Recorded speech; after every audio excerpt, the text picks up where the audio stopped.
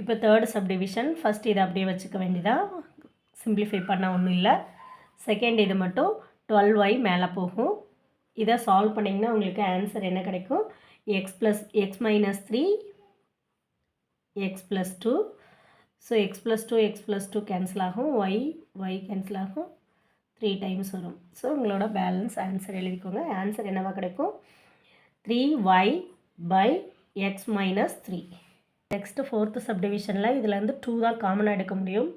So 2 காமனாக எடுத்திங்கன்னா உங்களுக்கு ஒரு ஈக்குவேஷன் கிடைக்கும். அதை சால்வ் பண்ணிங்கன்னா 3t minus 4 2t minus 1. Solve பண்ணுறதெல்லாம் நீங்கள் எழுதணும் ஸ்டெப்ஸில். பை 3t இங்கே மல்டிப்ளிகேஷன் சிம்பிள் போட்டுட்டு இதை மேலே கொண்டு போய்க்கோங்க. இதுலேருந்து காமனாக என்ன எடுக்கலாம்? 2t எடுக்கலாம். 2t எடுத்தால் பேலன்ஸ் t ப்ளஸ் 2ன்னு கிடைக்கும். நெக்ஸ்ட்டு இது ஒரு குவாட்ரடிக் ஈக்குவேஷன். அதை நீங்கள் சால்வ் பண்ணிங்கன்னா உங்களுக்கு 3t மைனஸ் 4t ப்ளஸ் 2 அப்படின்னு கிடைக்கும். ஸோ அதுக்கப்புறம் நீங்கள் கேன்சல் பண்ணலாம்.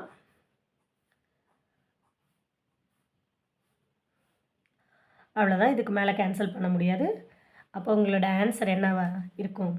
4 2 × 2 4 2t மைனஸ் 1 பை 3. தேங்க்யூ.